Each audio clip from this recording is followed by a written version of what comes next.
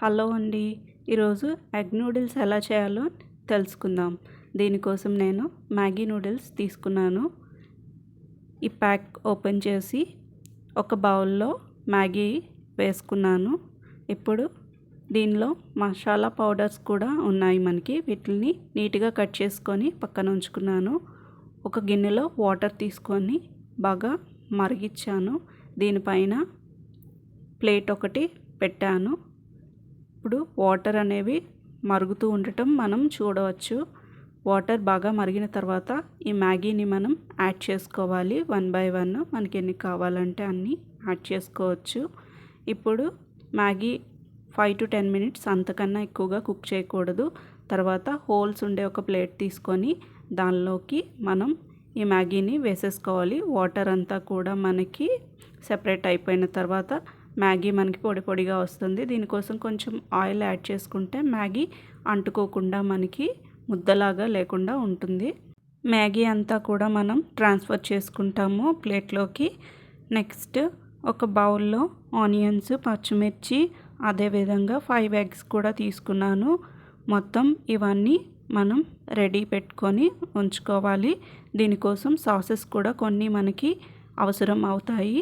దానికోసం నేను red chilli sauce, dark soya sauce, అదేవిధంగా మ్యాగీ సాసు, అదే టమాటో సాస్ కూడా నేను తీసుకున్నాను.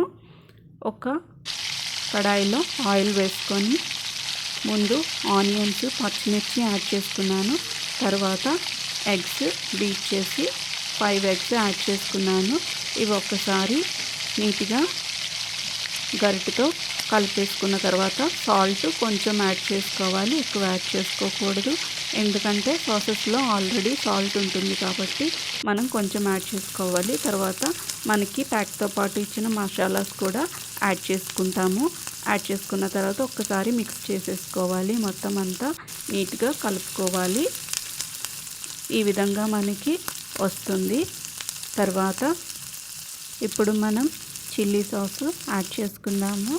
యాడ్ చేసుకున్న తర్వాత సోయా సాస్ కూడా యాడ్ చేసుకోవాలి. నెక్స్ట్ టమాటో సాస్ కూడా మనం యాడ్ చేసుకుందాము. అన్నీ కూడా 1 స్పూను ఆర్ 1.5 మన వీలుని బట్టి మనం యాడ్ చేసుకోవాలి. మధ్యలో కొంచెం కారం కూడా మనం యాడ్ చేసుకోవాలి. ఎక్కువగా కాదు, కొంచెం సరిపోతుంది. అదేవిధంగా మ్యాగీ నూడిల్స్ కూడా మొత్తం అన్ని ప్లేట్లోకి పెట్టుకున్నవి దీంట్లోకి వేసేసుకోవాలి. వేసేసుకొని ఒకసారి మిక్స్ చేసుకోవాలి. సరిగా కలవలేదు అనుకుంటే అప్పుడు మనం ఫోర్క్ తీసుకొని ఫోర్క్తో కూడా మిక్స్ చేసుకోవచ్చు.